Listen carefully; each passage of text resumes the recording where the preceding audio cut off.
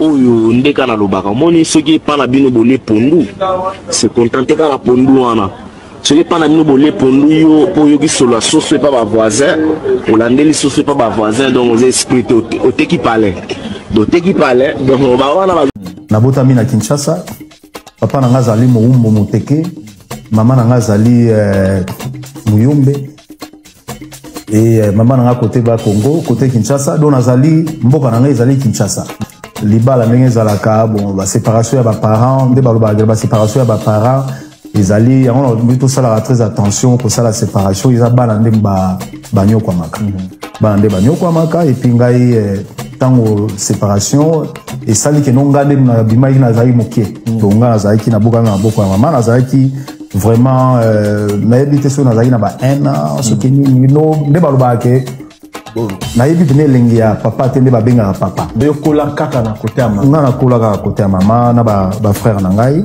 to futela na FC bana nyangara to futela na nyangara 196 Moni Ferré ça va pas moi là Hervé papa Hervé donc Hervé ali boso leki na nga ya quartier donc ba petit na nga penda ya quartier na biso na bakitoki mosi wana donc ai ba petit na nga penda ya quartier na biso na bakitoki mosi wana donc ba petit na nga penda ya quartier na biso na bakitoki mosi wana donc ayebi de na zolo ba wana na ba selima na bakitoki mosi biso to wuti ba kuna wana ba leki na biso siko ngata mpe na ina ba ngiri na yebi ke Hervé abetela ngamba moni l'église a passé makamba ozana on a perdu nini, on a gagné nini, vraiment ngai. Bon, je suis Kofi Olomide, le patron de la musique congolaise. Les 2 ou 3 patrons actuels de la musique congolaise, c'était mes travailleurs, non, il fallait faire et tout ça. Vous le savez, non? Oui. Je leur ai payé des salaires. Ah, on a bien le patron de la musique congolaise, hein? Ah oui. Oh non.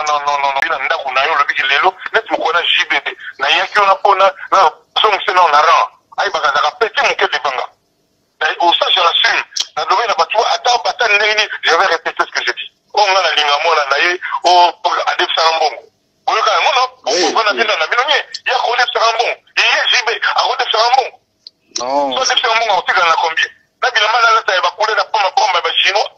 Franchement, non. Vous les mandats comme on en a quoi? Oui, on a un soir, on a un poste à succès, à un moment, devant moi, on a un succès. Mais non, le banane, non, c'est le cas, boy. Oh, vous savez, moi, si naïe, tout le monde, tout cas, photo, pas de bon, faire un petit peu, mais bien, on peut se bâtir dans sa raté. Et comme un drame, na Congo, mais non, mon boy, ben oui.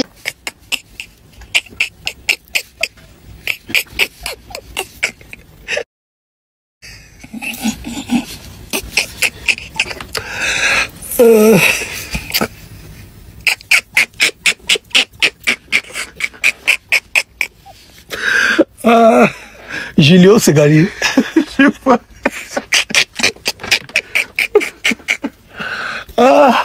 Genovese c'est gagné.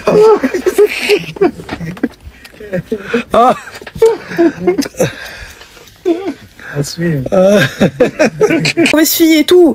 Elle est là, elle traîne et tout avec les ennemis de son papa. Les amis, qu'est-ce que vous racontez? Des fois vous dites des choses, je me dis mais de quoi parlez-vous? De quoi parlez-vous? Qui traîne? Je suis même dépassée. Qui? Je veux vous poser une question en fait.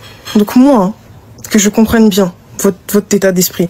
Donc moi, Didi Stone, je dois m'empêcher d'aller faire mon travail, d'aller honorer mes contrats, d'aller gagner mon pain pour vos inepties, pour vos bêtises. Non. Pays amis, avec qui nous traitons d'égal à égal. Mais les Congolais du décenniement ne pourra jamais oublier ces bandats.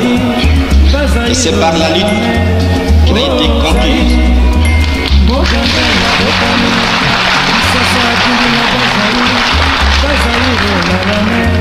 De lutter tous les jours.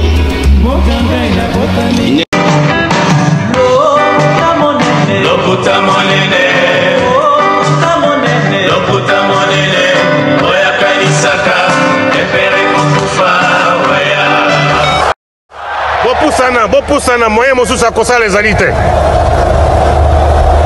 Avancez. T'es na tapis rouge. 2, 1.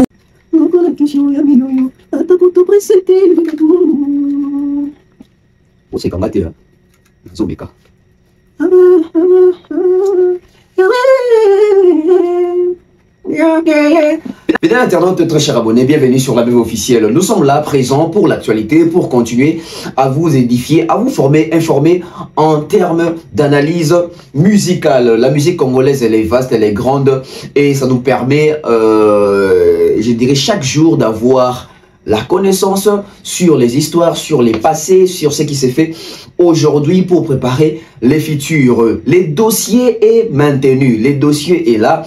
Koffi Olomide a créé son buzz et là, il est au centre de l'actualité. On va en parler en long, en large, en détail, tout ce que vous voulez là. Donc, soyez connectés, soyez branchés. Abonnez-vous massivement, c'est important, on vous demande ça chaque jour.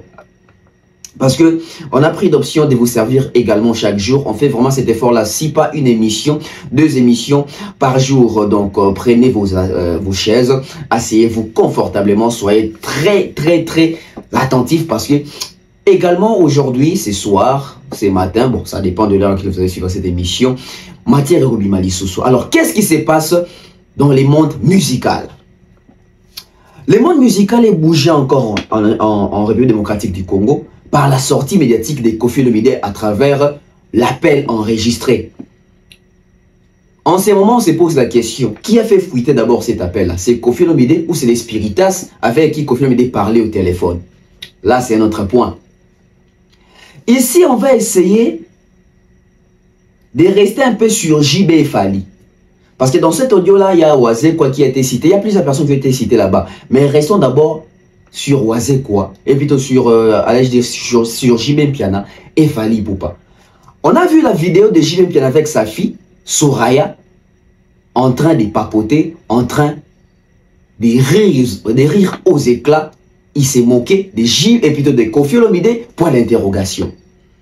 Après avoir vu la vidéo de Fally Ipupa en train de rire également aux éclats, on comprend que après avoir vu ou suivi ou écouté l'audio de Koffi Olomide, ça plonge dans un rire encore profond. On appelle Sije Moussousou. Je vais ici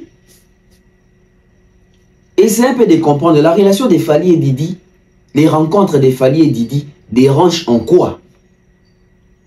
Au point, à chaque sortie médiatique de Koffi Olomide, quand il veut parler de Fally ou de sa fille, il parle de ces rapprochements-là. Ni mieux les canards biso to éviter. Ni mieux ça maro to éviter parce que ça va faire 2 fois que Koffi Olomide est solo étoile. Étoile, on sait étoile ya ndenge ni na tuna kidobi. Eza étoile ya kindoki, eza étoile ya bien, eza étoile nini. Eza étoile nini. Mettez des likes. Mettez des likes. C'est important. Ma révélation est belle. Dans cette émission, j'aurai besoin des interventions de Papa Wemba. Mais j'aurai besoin de 2 interventions seulement à Papa Wemba. Ah oui. Nous avons 2 points où on a retouché Awa. Où nous avons besoin d'intervention à Papa Wemba, mais à 2 reprises. Donc, moi, je vais dans l'émission où nous avons besoin de 2 interventions à Papa Wemba.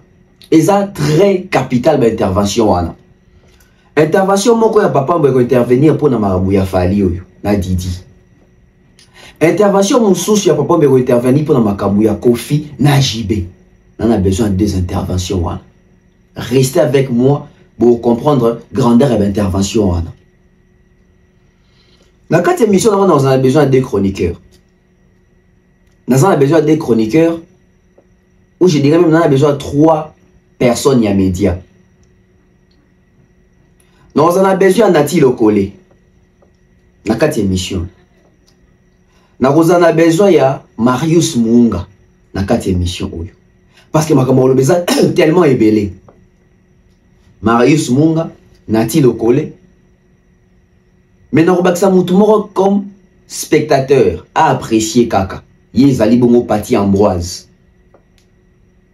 Na ozana bosenga na bona kati analyse no sala lelo.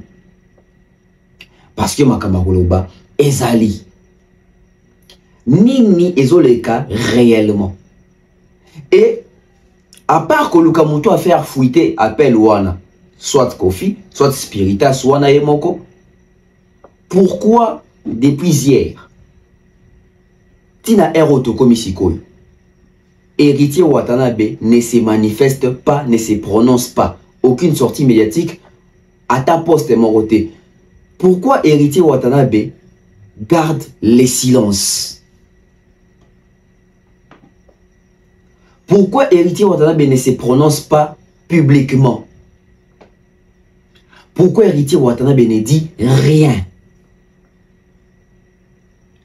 Il y a à boire et à manger. Mais comme le faisait tellement ébélé, que nous relingato dans mon analyse, n'est-ce que vous êtes impatient, n'est-ce que vous êtes impatienté. Vous voyez que ah to solo laka, vous voyez que ah to fingate, ah to créchara tout dans une politesse. Ici on réfléchit, ici on analyse les faits. Restez scotché, branché sur la bève officielle, car ma matière est zali. Où est-ce que c'est le Sabino? Mais, vous voyez que faire après concert à ING, bandeko golo ebele bakangaki bango, parce que mikolo na France, to na Belgique, to na Europe, bazo traqué ba sans papier. Et ça déjà na 4 golo bana Kinshasa qui ont été refoulés. Ba mususu bana na ba avocat ba osambisa, bazo côté la bango, bazo beka ko samba. Bandeko ebele sans papier bakenda ki concert ya faire, c'est-à-dire bozara na France, bozara so pena ozana ba papier te, mais on mati quand même na mutu ka ozu risque avoir concert à faire et mingi bazala qui interpellé dans cela, mingi ba comme même pas concert, mingi na chemin de retour, bakanga bango et 4 sont à Kinshasa refoulés, je vous dis.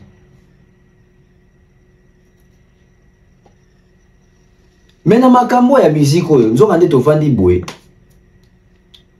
Papa Matou Samuel, frère Matou Samuel. Avec la révélation moko intense, révélation moko importante sur l'artiste Ferregola. Bisoto toyebi que Ferregola se présenta comme Mwana ya Ngiringiri.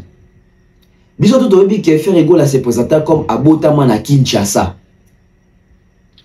Koyoka émission na yoka ki ya Charlie Prince Kolobake, Ferregola n'utilise pas sa date de naissance. Par rapport à Ndé Gauthier Serre le Baranafali qui fallait bâtir sa carrière dans les mensonges, Charlie pense que il a ébi Ferregola bien nzokande date d'anniversaire au fer à Pesabiso le 3 mars et c'est la date d'anniversaire il y a grand frère naé Orly Gola. C'est qu'au vrai date d'anniversaire à faire la gani mais ce que le 3 mars c'est à Orly Gola. Hormis c'est là Ferregola tu as aussi des missions parcours. Mais mission parcours tout quand ça Ferregola doit être la vérité nous rendre Ferregola à masquer les sous vrai je dirais même origine naïe que Ferré a été sur Kabotamana Kinshasa. Nzokande les mêmes Charlie pense à l'émission que Ferré a soit date de naissance il y a Orly Gola. Et c'est ce que Ferré a Botamana ende na Tchela na Congo central. Ferré n'est pas quinoa de naissance. Bon biso tout depuis que Ferré moi nangoto Ferré moi nangoto. Tu vandi boy tout à la cara boy. Oh. Mais c'est étonnant. C'est écœurant. Matou Samoa une révélation moro ya monene que Ferregola moi na Kitokimosi. Kitokimosi wapi na Selembao. On prend la pub et puis on revient. Pour comprendre qu'il y a Michel Samoa Likolo Leloa. On prend la pub et puis on revient sur ces plateaux. Bana Poto, ceci est pour vous. Souhaiteriez-vous passer des vacances à Kinshasa? Êtes-vous désireux de séjourner dans un environnement exceptionnel, réunissant un confort incroyable et respectueux des normes sanitaires? Voici pour vous les appartements IESD. Situés dans la commune de Lemba, quartier Salongo, sur route Bypass au numéro 18 837, près de la station Fina, vous trouverez des appartements de qualité avec des chambres classe, une cuisine américaine équipée, un salon accueillant, sans oublier de l'air conditionné subventionné. Tout cela, tenez-vous bien, à un prix défiant toute concurrence. Pour toute location, un pourcentage sera versé à une œuvre caritative. Vous pourrez ainsi aider une personne dans le besoin. Contactez-nous au 0032 48 58 37 003. Important à savoir, durant tout votre séjour, vous n'aurez pas des problèmes d'eau, d'électricité et vous aurez accès à des chaînes câblées ainsi qu'à un Wi-Fi en permanence. Les appartements de l'ONG IESD, la qualité de l'Europe en RDC.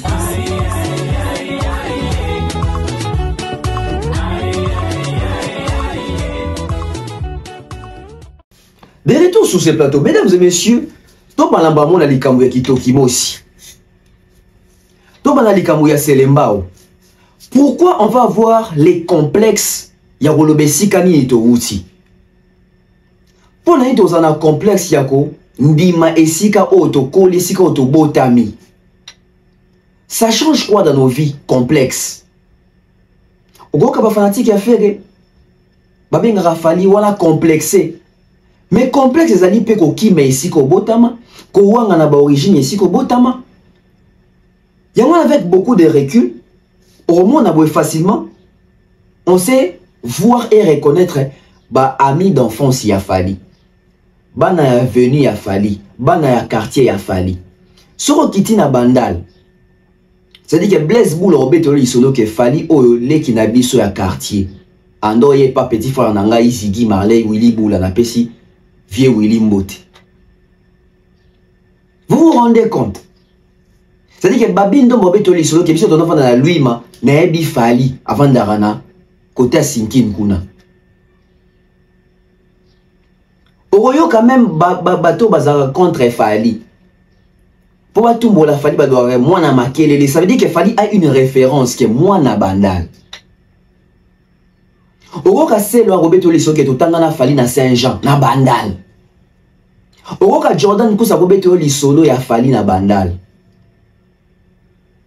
Okoka lisolo Eric tout ya yake na yeba ki fali na bandal la mona ki azari dia na kombone na bandal. Okoka wera ko baki oh wana ba petit ya mère ba petit na biso bandal ki tambo bandal. Okoka héritier watana ba Robeto lisolo ke ye anda okende kotala ki binda nouvelle image ya ba grand frère na yeba ene na yeba doli mafinga ba fali pupa les filles la basele les vila biso mususu na ba sele fumu etc. C'est-à-dire que héritier watana Robeto lisolo ke fali bandal. Doudou qui binda président Doudou a Robeto lisolo ke fali bandal. Bijou Moulolo Robeto lisolo ke fali bandal. Baza yele baza meke ba Robeto biso masolo ya fali na bandal. Emani je pense par exemple avenir moko pour la fali. Je pense maintenant avenir moko pour la fali. Baimani. C'est-à-dire que son kiti na banda, aux ans historique, il y a beaucoup moins à fali, il y a beaucoup de à fali, natif, il y a bandal. Mais ce qui est compliqué, c'est un côté à faire. Tout le monde a raté faire à tanga na banane, faire à cola na banane, faire à vendre na banane quartier avenue moko. Histoire des raté. C'est-à-dire que facilement, bah artistes congolais bon betelo vécu ya fali qui noa moi na bandal mais faire azara na batraste parce que baboma source baboma origine pour na complexe. C'est un complexe yoruba na robo yesika outa tala lelo ba vérité komi kobima tala lelo ba vérité komi koya kocha torche kolo ya faire. En suivant Charlie Prince, comme Charlie Prince à l'oba qui en a beau, il y a complexe, il y a même date de naissance. Alors, l'invitation qu'il faut tourner à Charlie Prince question. Oui, on peut dire la date d'anniversaire. Il y a Orligo les Ara le 3 mars. Mais Orligo l'en a fait. Est-ce que vous avez année parce que faire à Zouana année à Orligo là, to année au Toébeli à faire et en 1976, on les a rappelé qui fait à Zamon en 76. Parce que tout beau s'en a été. Pas plus tard que 2 ans passés, biso todo ba ke Ferre moi na 76 alors qu'il a 50 ans. Tout le monde a la fille de Ferre alors que papa n'a qui tara âge pour à côté je pense wenge toi zo passeport pour voyager Ferre normalement à moi na 76 à ça moi na 78. Ça fait réfléchir hein. Parti au soki bateau boza awa boka tango boti de la Charlie Prince tous a besoin d'éclaircissement côté wana par rapport à ndenge moi na Ferre moi le papa na ça moi na 78.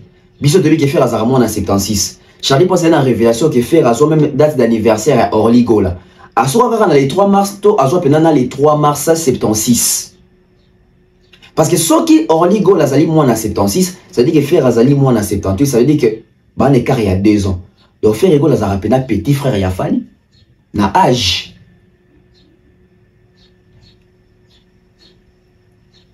Gauthier Sey. Au moins que c'est Ferre qui a bâti sa carrière dans les mensonges. Parce qu'aujourd'hui, révélation mon est libiso. Nous quand Ferre aza mwana ngiringiri te akenda nde ngiringiri, bakenda kande ngiringiri.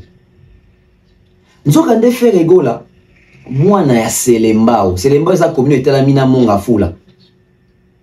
Pour biso, papa somba na monga fula. Mais en soi, biso to zaraba na lemba. Parce que nga na bota na lemba, na koli na lemba, etc. Papa n'est pas quinois. Nga mon père n'est pas quinois, mon père est de Lubumbashi. Yazane Lushwa, azane mutu wa Katanga. Maman za quinoise.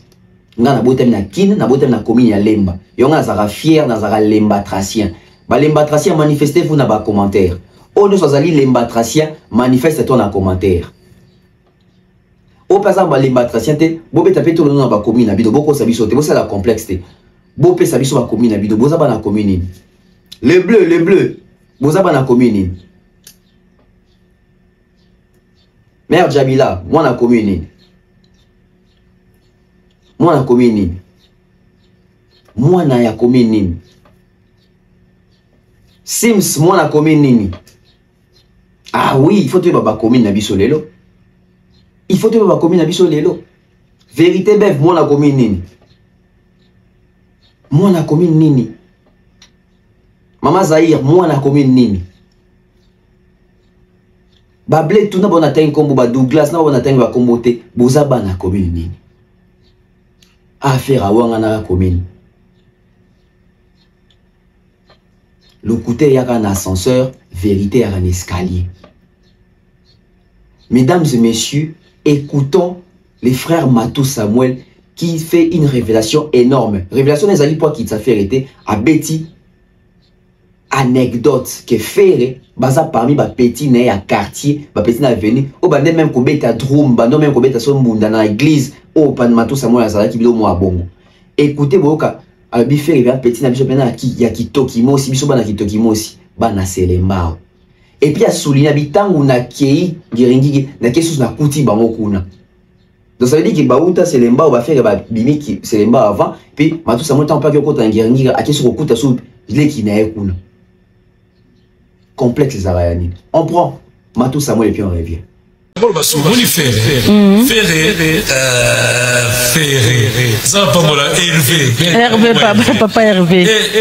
Donc Hervé, ali bosso leki langa ya quartier. Donc ba petit nanga penda quartier na biso na bakitoki mosi wana. Donc ayebi de na zone ba wana na ba selima na bakitoki mosi. Biso to wuti ba kuna, wana ba leki na biso siko ngata pena na ba ngiringiri na yebi ke Hervé abetela ngamba. Moni l'église a passé makamba ozana. Nabotami na Kinshasa, papa nanga zali Moumbo Moteke, maman nanga zali Muyombe, et maman nanga côté ba Congo, côté Kinshasa, donc nazali mboka nanga zali Kinshasa. Libala ndenge zalaka bon ba séparation ya ba parents, nde ba séparation ya ba parents, ezali on plutôt ça la très attention pour ça la séparation, ils a bana ndenge ba nyoko maka. Bana ndenge ba nyoko maka et puis ngai tango séparation et ça li ke nonga de na bima ina zai mokie donc nga zai ki na boka na boko ya mama na zai ki vraiment na yebite so na zai na ba ena so ke ni no de ba loba ke na yebite ne lengi ya papa te nde ba benga papa de kola kaka na côté ya mama nga na kola kaka côté ya mama na ba frère na ngai tofutela na FC bana Niangara tofutela na Niangara 196 tofutela na machine à fufu donc bato so bayebaka longo machine à fufu bato bakoti wana donc biso oyo ngana zalaki na venir na biso so zo leka donc bayebi ke chanteur mo bayema na toilette ayema na douche yo ko banda bongo nga banda bongo donc nga so zo leka na venir en tout cas faut tellement moke po nazalaki ba erreur mo iboye na mokate nga wana na baniko tindi na yemba kasko na baso Moni Ferré, ça va pas moi là, Hervé, papa Hervé. Donc Hervé, ali bosso leki langa ya quartier. Donc ba petit nanga penda quartier na biso na bakitoki mosi wana. Donc ayebi de na zone ba wana na ba selima na bakitoki mosi. Biso to muti ba kuna, wana ba leki na biso siko ngata mpe na ba ngiringiri na yebi ke Hervé abetela ngamba. Moni l'église a passé makamba ozana. Oyo ndeka na lobaka moni soki pa na bino bole pondu se contenter ka na pondu wana soki pa na bino bole pondu yo po yoki solo soso pa ba voisin olandeli soso pa ba voisin donc aux esprits au teki palais donc teki palais donc ba wana ba la vérité elle est là, la vérité elle est têtue. Ferego là mwana ya selembao bandeko nyo selembao boza awa bandeko nyo selembao botela biso boye bake banda lelo Faire azali moko ya bino. Peut-être comme à Kitokimo sinde za rasoni. Parce que Kitokimo c'est Kinshasa c'est vraiment bandeko Kitokimo c'est obaza bo excusez mais to ba réalité de ngzali. Ba Kitokimo c'est zali ba coin moko un peu très reculé à Kinshasa. Et ça va comme reculé à Selembao kuna peneza ba et c'est ka balia ka badia tabombi ba fufua mwindu. Ba Kitokimo sina bakati kuna. Est-ce que Sony est alié? Et ça Sony, ça veut dire que aux tu as réussi. Parce que faire a réussi, faire nourrir sa famille, faire un voyage à faire un groupe, faire payer les gens, faire jouer des concerts, ça veut dire que c'est une réussite. Pourquoi fuir notre passé? Pourquoi avoir honte y a passé Nabiso? Pourquoi avoir honte y a origine Nabiso? Faire ego là, au botama na Kinshasa te, au botama na Kinshasa te, et ça les sous-monte. Au botama na Tchela, c'est une fierté que Tchela et Bimi c'est libiso chanteur de quoi faire. Chanteur y a calibre à faire. Confirme d'abord na Kinshasa, est-ce que ça a un complexe non? Confirme ba ki abotama na Kisangani et Bomaka ete. Jiba botama je pense na Kananga. Et Bomaka jibete. Ouais abotama na Kinshasa te et Bomaka ouais rate. Ouais je pense c'est qui quitte non? Oh botama na Kin abotama na Kin. Oh botama na Kinte. Botama na Kinte pourquoi falsifier l'histoire? Zorande, likambo liso kitoki mosi oyo. Boto mona video na tshila bino ya ndeko ande ko beta masolo ya ba golo ebelo bakanga ibona concert ya fere o bazongisa ki bango ba refula ki bango. Asalaki amartela ki sur kitoki mosi. Abaki bande ko ebelo bakanga na baka na ba comportement ba kitoki mosi wana. Ya ba ba yo kakate etc. tout ça do mo bongo. Ça veut dire asalaki mention ya kitoki mosi lisusu. Et rapprochement, ça ramenait la fanatique qui a fait. La fanatique a fait au fait que moi allais ressortissant à Kitokimo aussi par les billets à Mato Samon de Toyo Bango Lelo. Écoutez, bon mon aké, hasard et ça la maraté. Pas plus tard que quelques jours on déconne sur mettre sur Kitokimo aussi. Mato Samon a pour confirmer que Ferré moi na Kitokimo aussi. Donc Ferré est Kitokimosien. Ferré Azali c'est l'embao-tracien Kitokimosien. Écoutez, et puis on revient. Qu'est-ce qu'il a gagné après les concerts? Ndekwa tuni basa ndeni ni poa sala ba démarche poazonga mais botu na ngulu batu na ngulu a ko expliquer bango botu na faire to sa ndeni ponde ko na fisa zonga bien bo benga faire azongi sa ina poto. Par contre na bi musicien go beta na ba beta na bango c'est pas la faute à faire ba beta mais na suka bi vie toko sa ndeni yom to zana ba experience poto sala ke ako sa ndeni aza muta poto azala ki awo yemo ayibi ndenga osala yemo kwa yebi nini na osala soka yebi nini na osala te atuna ngulu akoyebisa ye olandaka desho na poto te bando yo kande desho ando sala ba émission te ngulu akoyebisa ye otalaki jideka mopa ote bata Kinshasa kutu bazota le bongo yo na poto ijosi na ijosi okomona bo balati wana bake ba concert bana mikanda te baoke ba concert wana bana mikanda te batondi na kati ya mituka bafinani lokwa bato bakende kitoki mosi batondi na kati ya mituka bafinani lokwa bato bakende kitoki mosi mwa mituka e mataka ngomba kiteki mosi wana batondi na bamituka ndenge wana etomboli munoko likolo mbangu bazokende Belgique bazosala ba vidéo bazotia na ba TikTok na ba YouTube bokanisa bato baza na ba papier te plupart et puis bato baza na ba papier te baza têtu bato bazanga papier baza têtu bato bazanga papier balingi matalana bato bazanga papier balingi impression bato bazanga papier nde bayeli boso ba grimace ba sans papier baza makelele makasi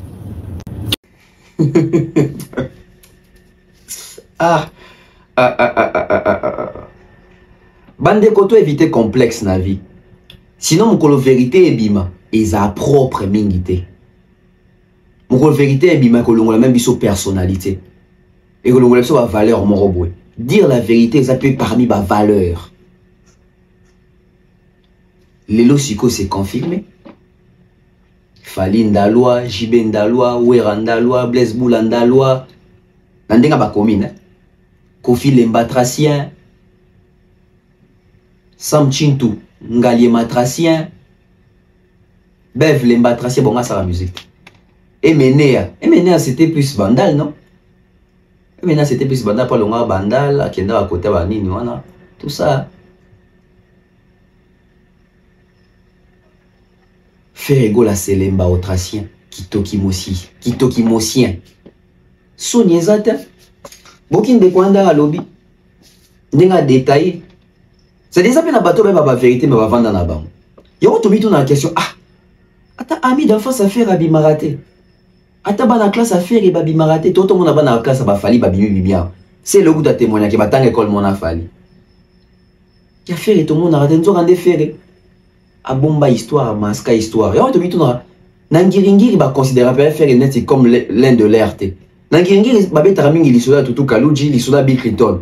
Alors que Nangiringiri il faut mettre dans l'isola les padres. Est-ce que vous n'avez pas ce remarque? C'est-à-dire que Ngoto met dans l'isola no ya tout Kaluji, Ngoto met dans l'isola ya Bill Clinton. Alors que bana leader mouné net faire. Même bana Ngoto, bazana ba repère na ba référence à faire était na Katia Ngoto.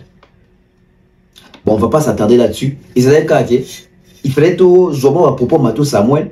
Tout me kokokan sama na makamu Charlie pense à révéler qui biso. Tout me kokokan sama na makamu ndeko abeti masuda ba faire antika faire bakanga ba onta matangi kitoki mosi. Vérité bibeli biso à faire à ça kitoki mosi. Mais frère Matou Samuel a pika parce que terrain yo niveau ba voyer là yo bimisi ba secret bimisi ba vérité. Yo le bien on a sens à renuire te. Mais musique est engagée. Niveau baroyer là yo. Peut-être on va s'allier confier ça mouké. On avance. Patron ya bilamba ya Chine. Kofi Olomide na kati audio nae. Il nous révèle que Jibaza petit mouké devant. Jibaza un bon déficit. So Jiba déficit bon Jiba otika na combien? Jiba koseleke alingaka linga mwana nae mwana on a été ça sur radio to moyen na vidéo to ezali daida Jiba loba ki a défisa mbongo Jibe bilamba la tarana ba couleur belé bilamba ya Chine. Eza ba accusation moko grave. Eza ba confirmation moko esali pena bien te ba affirmation mo esali bien te. La question qu'on doit poser à Kofi Olomide. Kofi Olomide a une émission au Jiba vendre la plateau oui que la déficit est bon à piangati à zongisate et ça l'a raté. C'est-à-dire que Kofi Olomide se base sur les rumeurs, sur les dires yanzela ya balabala. Yemo Kofi Olomide linga raté batuba utiliser ba rumeur linga batuba zala na exactitude mais yemo ko mo konza ko utiliser ba rumeur. Ça veut dire que tout le monde n'a jamais si ka Jiba les qui na TV OK ainga linga mwana nga tout le monde a ngoté. Tout le monde a si ka Jiba na déficit game bon tout le monde a ngoté. Kofi a bango sur base il y a quel élément? Kofi a le bango sur base il y a quelle preuve? Kofi détient quelle preuve au ça la pour confirmer ma kamwalobi wana? Parce que nous tous nous tous sans ignorer que l'internet, les lots YouTube des Rezaliboué, image à morote bunga, émission morote to baké, Jiba Sarande émission en 1985 on a image on a été makambu ya jibena wera to plutôt ya jibena Kofi ton ba bete masoto zo ka ba sosono ki ba defisa ki soki mbongo soki bien abwe et ya masolo ya ba 2013 ya masolo ba 2013 ba 2014 déjà masolo monté ko échapper bato YouTube ezaki déjà on n'a pas ces éléments là. Kofi Olomide parler sur base de quoi? Il s'est basé sur quoi? Moi je pense que même les intellectuels tant la prise des positions, tant la prise des paroles, ils doivent se baser sur les faits. Il y a un moment dans la analyse intelligente parce que je me base sur les faits. Non, le bâtiment makamo na yo kaki kaka na non ce qu'on a sens la confirmation T. Ce qui est makamo na yo kaki pona ko il semblerait il faut toujours un conditionnel pour se sécuriser. Mais un intellectuel qui ne se sécurise pas, c'est un intellectuel dangereux. C'est un intellectuel qu'il faut encore vérifier. Parce que c'est sur base de quelle preuve que Kofi vient appuyer que Jiba Loba qui kenga linga mwasine Jiba Lomba wapi. Sugi mwana nae. Jiba Loba qui na defisa mbongo, Jiba Loba wapi qui a redéfait Kofi mbongo. D'où sort cette histoire? C'est-à-dire Viazo s'est basé na ba rumeur, Viazo s'est basé na ba supputation, Viazo s'est basé na ba spéculation. Mais le retiki nga les plus ces ali makamko tu ya mwana te Soraya ou Daïda ke Jiba linga Kofi nga linga mwana. Wana kutu chona no pembe. Mais les kamuya bilamba. Donc ça dit que ti Jiba la taraba Weston papa Yoji Kofi soit quand na monter mon point Kofi a dit qu'on détecter que Jiba la taraba bilamba ya Chine. Kofi le bimisi Jiba neti molati bilamba ya Chine. Bilamba ba couleur et belé bilamba Chine. Mais mesdames et messieurs, en exclusivité mondiale, moi je pense qu'il faut tout rappeler, plutôt rappeler à l'artiste à Nabiso. Parce que presque Moussa n'a pas. En fait, Lélo, on dirait Kofi a comment s'inspirer dans premier soin pour attaquer l'ango Batumoussous. On dirait Kofi émission préférée n'est à premier soin. Parce que dans premier soin, ceux qui te zongissima, ceux qui te na var na motalaka, toza na réalité oyo.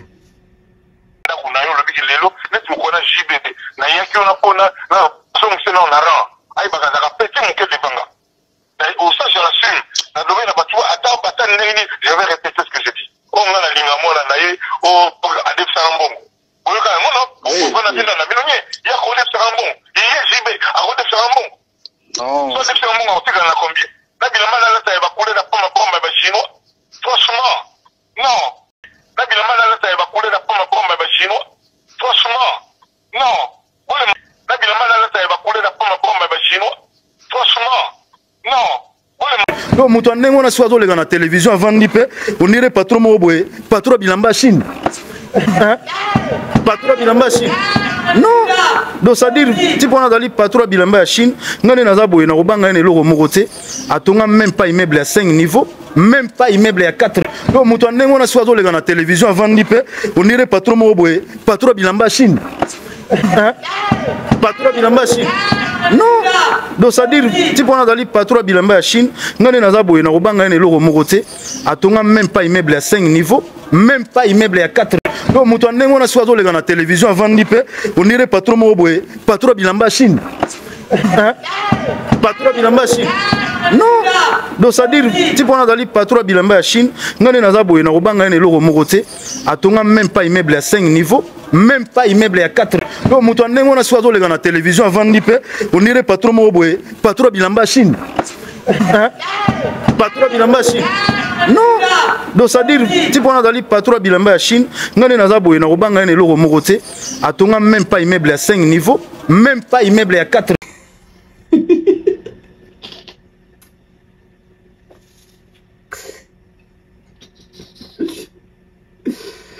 Ah, musique en Congo, ça dit, oh, bah, finga qui y a des gens à Bamion pe Mouninga. C'est-à-dire que faire ça dans des missions, où on le baquet, qu'on fait ça, patron bilamba à Chine. Si quoi, tout n'a été tout n'a nani. Question tout n'a pas fait, tout n'a pas confié. Des questions tout dans les padres. Les padres. Qui est les patrons de Bilamba Chine réellement? Kofi Olomide ou JB Pian? Parce que Kofi Olomide qui est Jiba Zali, mon compte Bilamba Chine. Faire à l'obake, Kofi azali patron à bilamba à Chine. À l'époque, tant que Ferre Azo Lobana na Kofi Bongo, et c'est époque Kofi Alataka t-shirt mo boy bakoma Dolce Gabbana.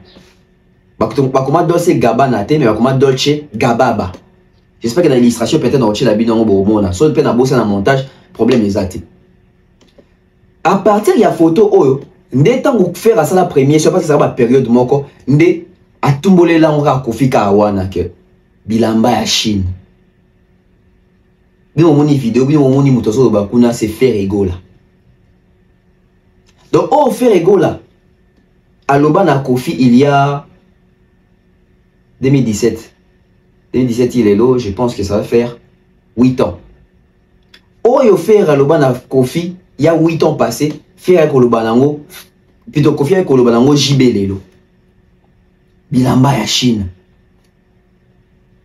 Entre JB na Kofi Olomide, naninde mokonzi ya bilamba ya Chine. À vous les claviers. Bato bolanda biso, bon mekapé au commentaire. Parce que même les Kambo ka bilamba ya Chine, moi je dirais même les deux points de mission na biso, ba débat bilamba za la rapin sauté. Tout ça aussi c'est Fali. Ça dit que Fali a continué ce qu'on a musique na biso que tant bozo somba, tout le monde a rappé. Mais au monde na bato ba taxara bato. Bilamba Chine, patron Bilamba Chine, tout le monde a bisika va somba raté. Non, tout le monde a vidéo te a fait en somba ilamba. Kofi quelquefois rarement Mikolo car pour influence y a fallu. Et on a remis tout dans la question. Ah, bah mission ambition ba la tara point ni ba balmer ba égérie plutôt ba yo ba égérie. Ba balmer ba marque ani so minene ba benga ka bango tendere ni. Alors qu'il y a pas censé que ba somba na ndenga solo, c'est-à-dire ba pena ba facture solo ba kota, ba pena ba client potentiel, parce que les clients moko bazalaka ponctuel. Mais qu'est-ce qui fait en sorte que c'est Fali qui a toujours été invité et Fali dans la somba razo laksa kezo somba. Parce que pour la santé de somba, c'est important. Et que somba il a pas investissement. Patron et bilamba ya Chine. Entre Kofi na JB na za patron bilamba Chine. Parce que Kofi qualifie JB à ta bilamba ba couleur et belé na boza bilamba ya Chine.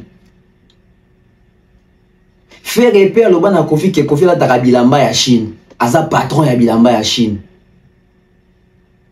Premier soin et au soir carité. Ça je vous le dis, je peux vous le garantir. Ça va faire 8 ans que cette émission là existera toujours et ça aura toujours un impact encore présent. Négativement, positivement. Émission à premier soin existe toujours et soit réédité ça chef d'œuvre. Bien mon beau qui fait patron ya bilamba Chine. Kofi pe koto Jibazali mokonzi ya bilamba Chine. Siko nani mokonzi ya bilamba ya Chine? Nani asombara ya solo, nani asombara ya lokuta. Na basculer siko na dossier oyo kaka JB na Kofi. Rendre de JB na Kofi à l'époque, il y a 2001-2002 je pense. Guerre na bango tellement ça intense. Kofi ton abeta Bercy, suivez les guides, Jiba abeta Bercy, Boué, Jiba Bercy et Simbate. Et peut-être Bercy à JB Simbate. Bercy à JB, bato a kota pene belete. Au point où Jiba comme même objet au sujet, il y a moquerie et pas Wera et pas Kofi Olomide. Ya biso Bercy etondaki bwabwa chibwabwa esialali chibwabwa muluba JB ya ende esialelaki tubetaki Zenith okutu Fali asalaka cri wana ya ekatula mwana na bilanga ngobe martyr na Bercy etonda mokonzi elelele voilà. Bango Bercy etonda bwabwa chibwabwa esialali haha yipu panelka uwanda fanga na jemedia nge wansavana nge wangu yongoje zwa animation wana génération Bercy baseka JB na nzemboa siko à l'époque biso tout total la vidéo ya les alliés contre Ben Laden quartier latin contre BCBG. Na guerre d'abord quartier latin contre BCBG. À l'époque, papa mbana Kofi bayo kana raté. Papa Wemba na Kofi bayoka nakate. Papa Wemba soutient JB. Kofi soutient Wera. C'est-à-dire que même JB, à un moment donné, Zaki obligé même à même ko Tanga Wera. Pour la s'appelle que Bissona JB, Bissona Kofi toi en froid. Clan Wenge, to bunda même contre Kofi. C'est-à-dire qu'il y a une guerre ouana. Tout le monde a fallu baloba, ba clash na ba kibens, tout le monde a Rio baloba, ba Richard Mouké na baloba, tout le monde a ba Kalombo, Rili Kalombo baloba, tout le monde a ba Tutu Kaluji, tout le monde a ba Lempela, tout le monde a ba Montana, tout le monde a ba Gibson, tout le monde a ba Soleil, tout le monde a ba Lola Moana. Clash ya Rosaganate. Les alliés contre Ben Laden. Et JB tant aura parole na micro ya Joka. JB suscitera polémique moko. Je pense bazara na vie kiss, vie mbuta kiss. To bazo ba ke Kofi azara congolais te. C'est-à-dire que la musique à Congo, batutu baeba ke Kofi congolais, Kofi zayowa. C'est à partir de l'émission où les alliés contre Ben Laden que batu bakotara doute ya nationalité à Kofi Olomide depuis ba remonta ba ke roluka ba origine ya Kofi Olomide. Ndé bato ba comment qu'on se fait l'idée que on dirait parti ndambo ya côté maman to côté je pense papa Zara Sierra Leone ou Centrafricain bido moto West Africain bido mo bongo. C'est à partir de la série wana émission wana. Joka tuna JB question abi. Est-ce que vous citer ba congolais ou ba beti ba grande salle? Jiba cita. Papa Wemba. Wera. JB Piana. Je pense bato tanga yi bango wana. Et Joka Tunyabi, oh, ba Congolais ka bangwana mususu azate, Chibabi, 99. Joka bi Kofi Olomide, Jibe Penabeta, oh, Congolais, on a habité Congolais, on est faux tout na ba kotaba Benin, kotaba West Africa, Yusundur ne ba koeba. En tout cas, je suis désolé, Congolais tu sais. Et banda wana likambo ya Kofi azara congolais et banda na émission wana les alliés contre Ben Laden. Le quoi tozara la système ya var na motalaka to tchana njibe na motalaka amitala. Donc yango to sengi na autorité mutu o azana ba nationalité mi balé abimisa certificat ya nationalité na ye ki aza congolais. Donc si on a double nationalité ba présenter biso certificat na biso ya ye ki azali congolais. Il y a une autorité, un certificat, il y a une nationalité, il y a M. Kofi Olomide. Parce que il y a une place, il y a un décani.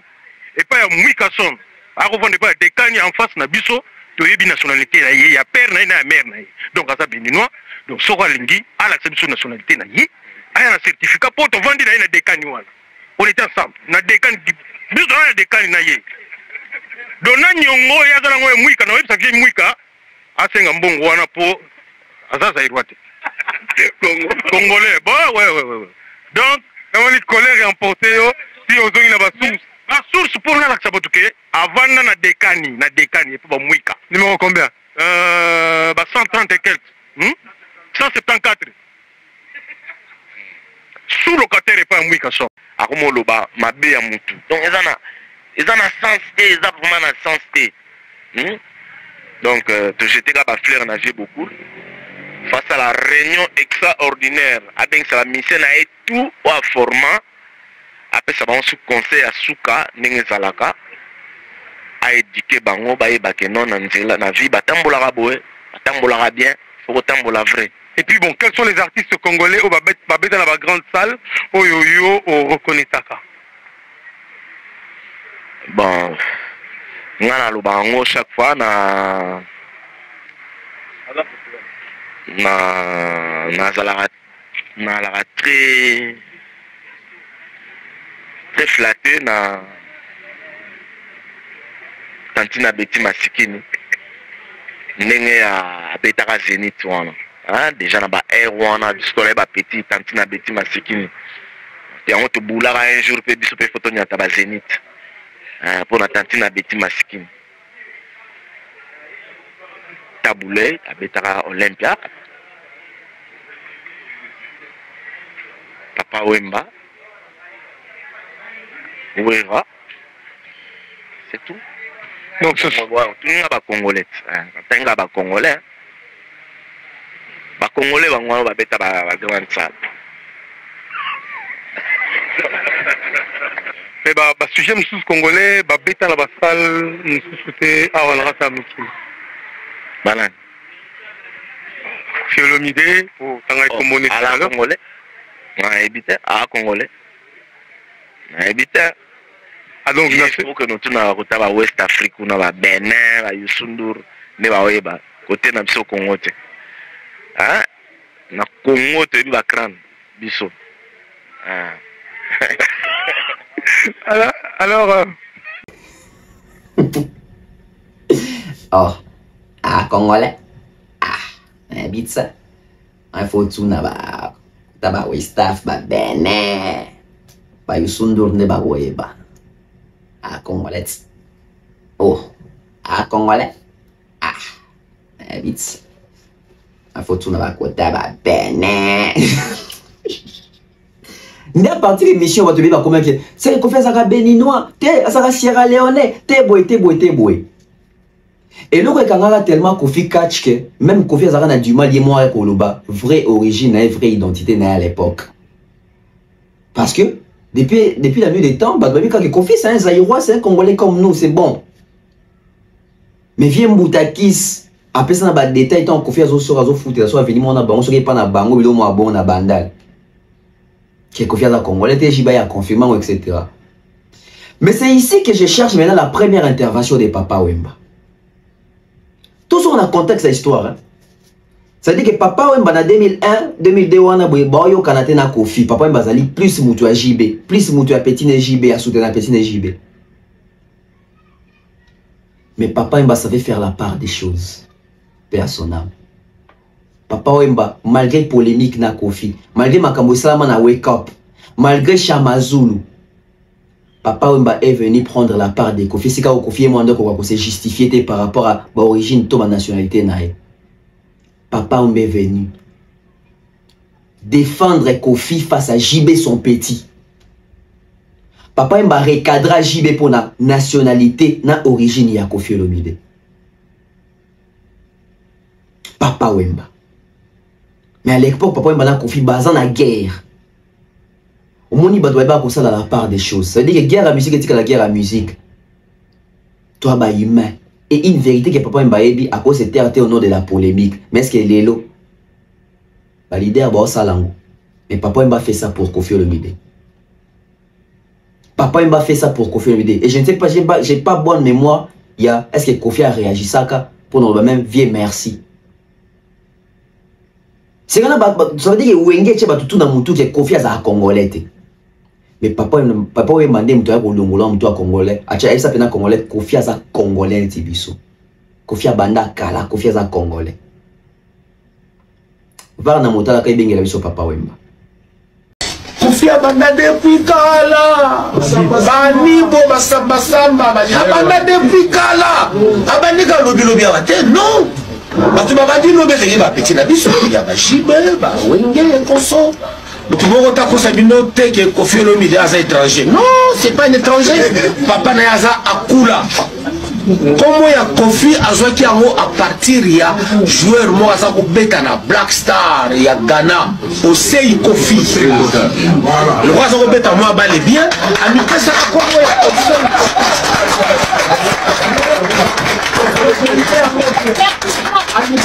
Comment ya Osei Kofi. Alors Osei comment ya Olomide ezali kombo ya oncle na ye ya noko rese Olomide. Amati kanisa ko mibale et combat combo na ye ya musicien. C'est tout à fait normal, mais ce n'est pas un étranger.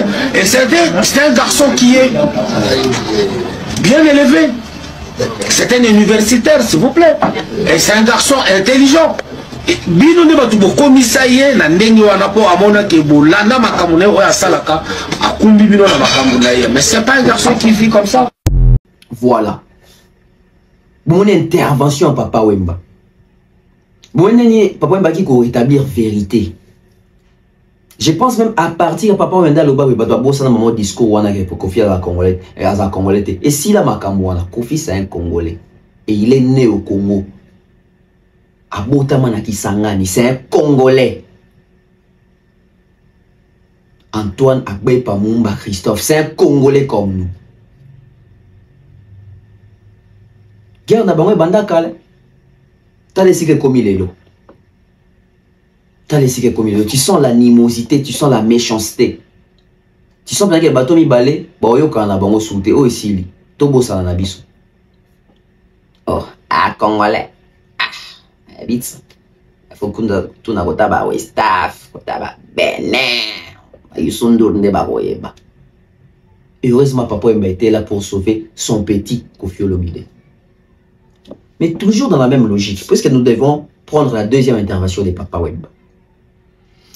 Photo ils ont circulé dans la page ya ba pro Kofi. Comme quoi Fali na la fille bozo mon ababi c'est Didi. Avant et après. Mais j'ai bien regardé la photo, je ne sais pas en tout cas, mais j'ai bien regardé la photo. Elongi a Fali oh eza Elongi a Fali à quartier la Tinté. Après je ne sais pas, mais dès non mon Elongi oh on dirait Elongi a ba Naza Kotoyo, be Elongi a ba 2008. Elongi a Fali. Parce que j'ai pas mémoire, il y a style oyo ya Fali na quartier latin. Style oyo ya quartier ya la coste Fali na comment na ngo penate na quartier latin. Et mingi tango, je crois à 2 ans ou 1 année après droit chemin. Et je ne sais pas. Et les visages de la fille, je ne sais pas si c'est Didi Stone. Bato boyebi peut-être le gars Didi Stone ya bomo na bulu kana ba photo. Et longue dans un monde na habité en tout cas je ne pense pas qu'il y a Didi. Mais tant que dans le sens il y a ndenge ba Kofifi ba nga bala tsa OK eza Didi ba Kofifi na ba poste na bango mwana musala ndo memela biso mwana musala na biso ndo memela biso mwana to si tobeta lisolo oyo to tolobi nengo maintes fois. Oui, fallait ande ko travailler na kati ya quartier latin comme collaborateur ya Kofi, comme employé et sociétaire ya quartier latin. Moi, na musala, c'est autre chose. Parce que si tu as un sens de besoin de on a besoin et ça bien été, la vérité, monsieur Robima a eu choqué bateau. Alors, tu mets toute la question. Tant que tu bateau boloba, qu'il fallait azali moi na musala ya Kofi Olomide. En quoi qu'il ça va falloir? Depuis bon dans le bango, aussi beaucoup de place il fallait que les kababi tu étais les bonnes, les boys de Kofi. Bah tu vois bah qu'il fallait passage na quartier de fallait ça nango fier. Fali est fier ya roleka na quartier latin, Fali est fier ya Rosala. Les derniers chefs d'orchestre ya monene ya quartier latin. Après ba chef de chorale c'est nous baya bazala sans impact, tilelo.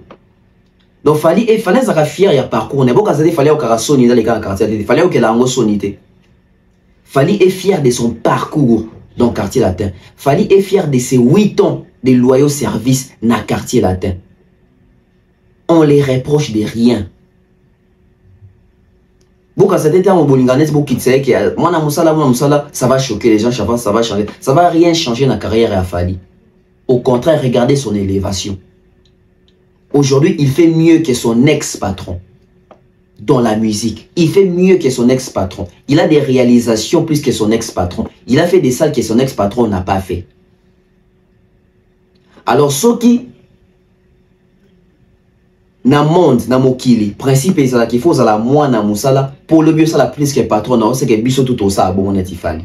Pour tout ça netifali, pour tout comme netifali. C'est-à-dire que batu borto na liste ça moi na musala mais lobby yonde mutu borto do dire en tout cas l'équipe patron na yakala. Pour makambo yo ça la patron nota mazala patron na yo asala ngote. Kofetika jamais ça la 10 ans ya succès ya numéro 1. Asala ngote bando wela bando kabolango papa mbazui bazui we razui Kofi azongi bando kabolango Fali to kende 20e année seul na tête mutalongola ka azate wela ona akabolango na mutute azawana.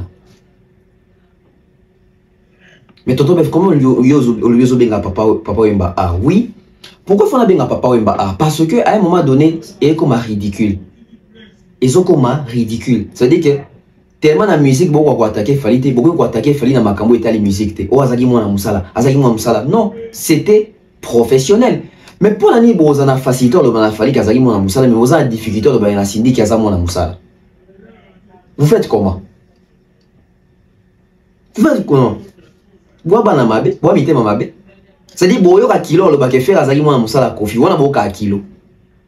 Eric tout écoute Suzuki boko lo bateke bazaki bana musala kofi. Falinde mutuka il faut vous rappeler kazaki mona musala kofi. Point ni so bobi ke falaza mona musala kofi to kazaki mona musala kofi. Bon aussi ndiazana. Arrêtez à un moment donné, ça devient ridicule. Et comme Sony, dans la vidéo, il y a grand frère, il y a Johnny, il y a Nanzela, moi na chango na izat, na changote parce que pour un respect quand même il y a ta papa na changote. Yaya, il y a mutozo mi bien patron musique à Congo, il y a na botour libanda malewa. Bato asi ba moni vidéo na bomoni yango, ngana za na ngombe na ko changote. Pour des raisons professionnelles, il y a censure. Journaliste ça fait muto ça auto censure. Na moni que non, ce n'est pas propre. Il y a Johnny qui a la musique. Il y a Johnny qui a les bandes à Maléwa, l'osso na madesu. Grand frère, il y a Goat. Grand frère, il y a Légende. Grand frère, il y a Patron musique à Congo. Alors, il y a l'osso na madesu, na balabala. Na beau tour en plus. Pas si, hein. Papa Wemba a ça la révélation comme quoi Kofi Wemba s'appelle un petit naï. Fali, Kofi Mutabimisa, oui. Kofi pe Mutabimisa, Kofi pe Babimisa et Papa Wemba. Mais Kofi a bêta na vivate. Kofi a qui pire petit à Papa Wemba. Alors, comment expliquer Kofi, bandola la nda comment on a Papa Wemba, mbetu mwana Papa Wemba. Kofi nde mutu a torchonaka, Kofi nde mutu a tandara mbetu, Kofi nde mutu a salara musala. Na bongo to benga Kofi, petit à Papa Wemba, to mwana musala Papa Wemba. Pour basali c'est basani kuna sokola basani asala déjeuner donc Kofi ndo c'est la Papa Wemba ti Kofi ndo la Papa Wemba lo sondo na mele kwaker Kofi ndo tanambe tout ça dit so wala mwinga ton Kofi zu ba drone ka sokoli yango na wana bolo banati ni so bolibo lui misafali ka ndo immersion didi mwana musala en fait mabe yango bino boka bosali bolobi. Quand on va vous ramener à la réalité, bon, bon, na cadre où, soit il fallait azamu amusala pour memagi Dibi, pendant même la Kofi Dibi. Bon, na cadre où kasi Kofi, il y a tout bêta coup tout fallait encore un peu comprendre, c'est-à-dire dans ça n'est pas à Kofi, dans ça na quartier latin. Parce que Kofi n'est dans ça n'est pas et pas Papa Wemba te, bando so kolise basani, bazo tandisa ba mbetu, so ki Papa Wemba lingi, ah yamba moi copine nae, aïsi Kofi qui est bêta tour. Kofi a tenu pas bimi à Keina. Que bêta non tour. Ti vient aussi dans sa makamene na chambre quand on mbé on balala. Papa Wemba va na motala. Ça c'est la deuxième intervention de Papa Wemba. Parlons à son OK là. Ballon que nous vous a mama langa ngombe vous. C'est comme qui dirait que moi, je connais le joueur et son jeu. Asa petit nangai, pour la première fois à Matana scène à Simba micro, c'était ici à Bruxelles. Sur la place Louise, et pas en Basiba Bomango, Ezaki, Bagobenga Albergo, Salmo Kezaki, en 1977, le 24 décembre 1977, pour la première fois, Nganaya Poto, Kofi Azalaki à Genève en tant qu'étudiant. Tant à eux qui viennent à Bruxelles, il s'est déplacé à Yetina Bruxelles. Pour la première fois, à Matana micro, à Simba micro, à Yemba, parce que à Otaki Kokomandze, moi tant qu'on a maman Mobutu, Auto Kufa, il faut bah mais c'est surtout au Yemba quand maman Mobutu. N'aime ça pas petit, comment maman Mobutu. Surtout au Yemba Rolelo. À commune maman Mobutu, pour répéter bisomi balé. To répéter bisomi balé na tongo, na ba poko nango, to matina podom to Yembi. Et si la Yemba kanze momoko wana, petit vanda wana zilanga ti concert ko sila. Avanda azilanga ti concert sila. Et Anali le seul garçon oyo a partagé metu moko nanga. Donc to la kana yé tout ça ko se frotana. Le roi Zaki petit nanga, ceux qui t'ont établi, c'est lui qui faisait le lit, c'est lui qui faisait ma petit déjeuner. OK. Le roi Zaki petit nanga, ceux qui t'ont établi, c'est lui qui faisait le lit, c'est lui qui faisait ma petit déjeuner. OK. Ça c'est normal. Et ceux qui peut tangwana, ceux qui peut tangwana naza tamususu na moi, naza na petit nanga qui hein, voilà, petit hein, ça na autour Ça a tout bon à l'air, mon qui n'a pas ça les tours. Il ne savait pas chanter. Il a appris à chanter. Ça a dépassé vingtaine, à savoir là-bas 23 ans, 24 ans, 25 ans. Né à Bandi Koyemba. Professeur n'a été envoyé dans le village Mologa, dans petit. Professeur n'a eu c'est Kester et Méner.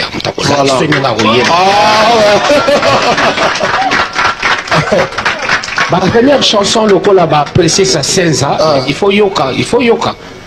Il faut yoka, il faut yoka. C'est au Yemba ou Bissonisato. Kofi Olomide, Kester Remenea et moi. Princesse Senza. Ça c'est bien.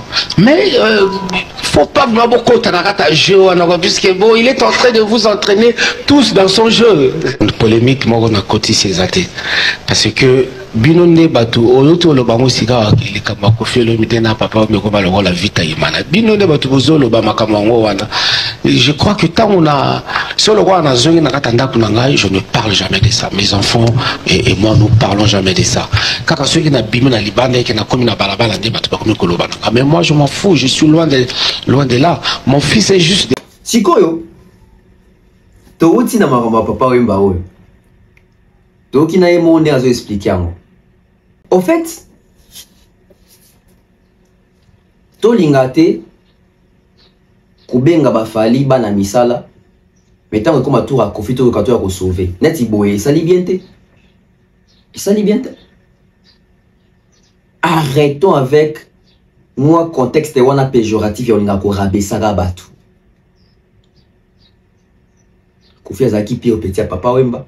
Fallait Azalaki chef d'orchestre à quartier latin. Travailleur dans quartier quartier latin, sociétaire à groupe quartier latin. Bana misala Kofi Zabao bando seleti na naku. Ils ont abandonné les portes, ils ont abandonné les drap naïe. Ndeba na misala Kofi bango. Travailleur na mona musala basé le rumorote. Employé na sens péjoratif il y a moins na musala et un remorote. Tout est défini dans les contrats.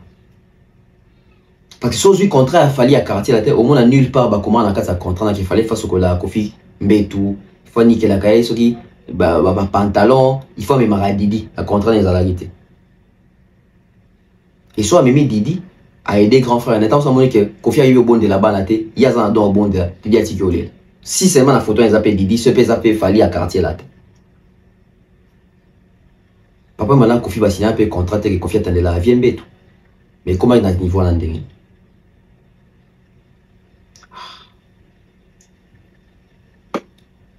Nati Lokole. Makambo est comme il est l'entre relation à Fali na Kofi Olomide. Et ça un bateau yo, ba prévenir à bateau beleke, boké ba na relation o, boké ba na bateau mi balé, boké ba golka osa la pont bateau ba yokana. Nazo e basu à l'époque c'était en 2022. Pati Ambroise osa la tout osa la pont, il y a réconciliation entre Fali na Kofi. Nati Lokole abendara Pati Ambroise matoi. Na pesi mbote NL. Nati Lokole ebisaka Pati Ambroise. Moni démarche osa la wana. Viens respecter ote. Et puis Nati on a défi so bayokani mutobe bisezaka vie parce que via zaka multirécidiviste. Vous vous rappelez encore de cet audio? Siko malgré wana kutu pongo pesa mati bayokana te. Mais t'as la relation na bango lelo. T'as la relation na bango lelo. Nani a bebisa? Nani a rebebisa lisusu? Nati Lokole avait dit. Nati Lokole par expérience. Anego peksa Pati Ambroise tika anego sala pon wana rolika koyo kanisa Kofi na Fali. Parce que relation na érotique là jamais aux la sincère. Non, érotique là jamais aux la lisusu sincère. Ba koyo kaname Fali aux un lomo na motema, Kofi pose un lomo na motema. Dans la minute pena batika li pena bongo.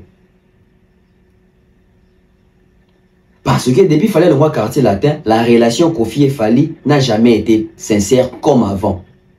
Et on doit encore même aller chercher dans le quartier latin, est-ce que la relation Fali et Kofi dans le quartier latin est sincère? Ils ont qui exploitation, ils ont qui par intérêt, ils ont qui par profiter. Natia Lobaka, Natia Salaka audio. Oh, je pense que ceux qui Pati Ambroise n'ont pas fouillé ou bateau à ceux qui dans groupe mon je ne sais même plus. Et ça rappelle buzz boy na toile à l'époque. Et ça même que Kofi Kuta Sili Karapé. Pour na combo na multi-récidiviste. Je pense qu'on est la série Oyo. Kofi Achara ba combo ba Thierry, ba Demer. Ça liste mo batanga so iko batanga ra combo nete en bien ou mal do mo bon. Ba série wana. C'est des gens à battre belé ou ba mon en relation na qui relation ko zalaté. Parce que relation est un danger. Intention vient cadre za nini envers Fali. Intention peut-être ya Fali zani envers vieux quadre. Parce que vieux quadre mutoya ka Fali linga bu manga, linga bu ma carrière nanga, mutoya bu ma carrière nanga, etc. C'est-à-dire que c'est une relation. Oyo biso, il faut tout ça là très attention. Toi bisa Fali éviter relation oyo. Parce que à un moment donné, tu me la question. Ne belle émission mon nez offert à celle-là Kofi à premier sur un aboué. Fali que ça est lourd à bon côté, mais c'est Fali qu'on a haï les plus. Ah, allez-y comprendre. Ça veut dire que il y a une relation dangereuse. Tu as souhaité tes ongles à Fali na Kofi. Écoutons encore Nati Lokole à l'époque. Moi, là, Nathan Rayo. On y a sa médiation. Tu as animé de bonne foi. Na mona magamusuzo zoloba bon comme il y a un Fali mais là les gars tout ça des analyses sur Oyoloba on sent qu'il y a une bonne foi de ta part et ce qui est bien aux en bon terme na Fali aux en bon terme pendant le verrambo ce qui est rare la musique n'a biso que ça la passe baza en conflit yoza na bango en bon terme comme Fali a otika yo sala médiation mais déjà que ngata songa na china ngapilipiti oyebi ke na osala animation fallait en linganete vous comprenez pour ni zuluka réconciliation na vie na biso c'est un multirécidiviste vous comprenez pour ni zuluka réconciliation na vie na biso c'est un multirécidiviste vous comprenez pour ni zuluka réconciliation na vie na biso c'est un multirécidiviste rien n'est garanti que so bayoka ni lelo lobi ba obeba na ti et puis tant ba obeba na je te défie yepe comme ta obebisa. Donc, il y a un mot où crédibilité aux alentours pas Fali et il y a au béba. Et surtout que tout ça la médiation, le vieux là ne te respecte pas. C'est ça aussi le combat. Il ne te respecte pas.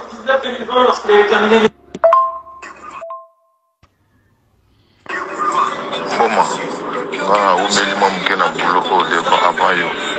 Moni Kofi, quand on s'est succès à maintenant au long mois qui chasse ça, le mois d'octobre, à zone à février. Va en amotalaka, mettez des likes. Mettez des likes dans cette émission, les gens riches sous ma casse. Nous avons commis fan dans la taille. Mesdames et messieurs, vous avez suivi attentivement. Boki Nati Lokole. Boki est très bien. Mais dans cette émission, Tongo me dit pourquoi on a l'obara. Nous avons un numéro à Marie Soumunga, puis un numéro à grand frère. Nous avons besoin d'un grand frère. Et nous avons un Lukakaye, Marius Soumunga. En tout cas, il faut citer un modèle. Vieux wana. N'habite que. Yende aza idole nangate. Aza idole nangate mais. Et en a moi, lignée mususu na jouerait pas via yawa. Marius Munga. Peut-être les lotés lobite n'habite qu'un jour, nous recoute un grand frère wana. Azarana moi sens morobo yaro mon amakambo. Azarana sens il y a prémonition. Fali pour en 2018. Contrôle succès. Yena Kofi va bien. 2018. Retenez bien l'année, non, Pesabino. 2018 va bien à Kofi. Fala ça l'émission Morona Maris Munga na poto.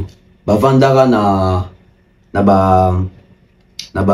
je pense dans métro, je ne sais même plus, na gare, son anime. Ba Vandara na escalier mo wana.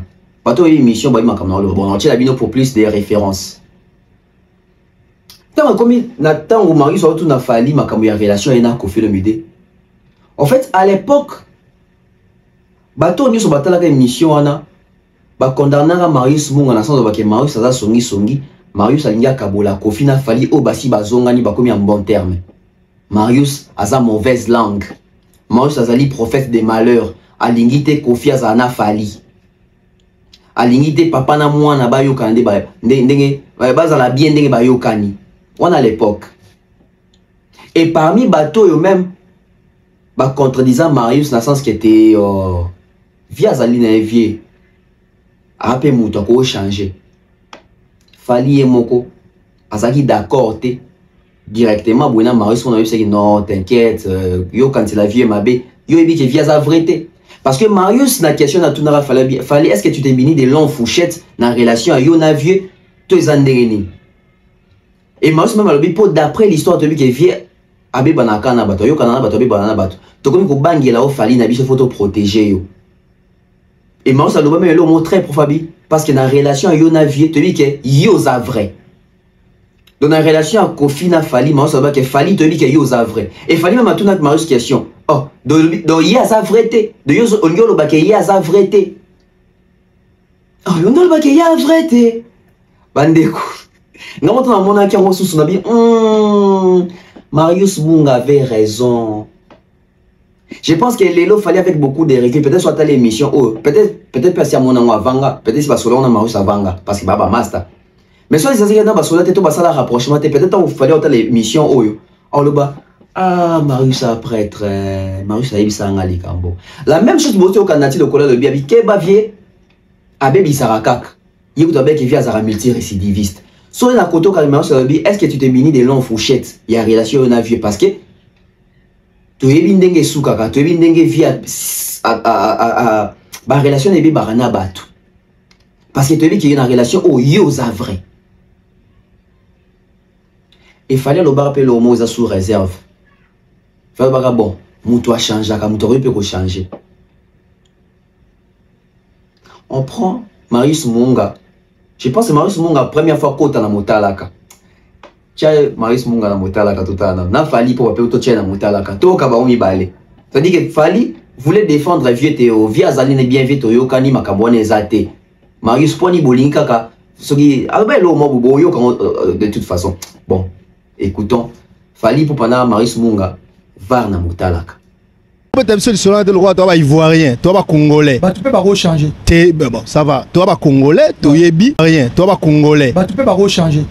Bon, ça va. Tu es congolais. Tu es net dans Marius, dans un problème. Tu es pendant que tu es vivant. Tu es tout le monde soit d'ailleurs, tu es dans la fête. Non, le gars, non. Ok. Mais est-ce que tu t'es muni de langue fourchette ou besoin que tu bimba? Non, après il faut pas tu vas abattre la côté négatif. Il fallait le roi, tu es ivoirien, tu es congolais. Tu peux pas changer. Bon, ça va. Tu es congolais, tu es c'est pas pour rien. Bon, au moins si na lobby boy, na lingité Kofi Olomide pa azali akansake. Na zoko m'adresser na yete.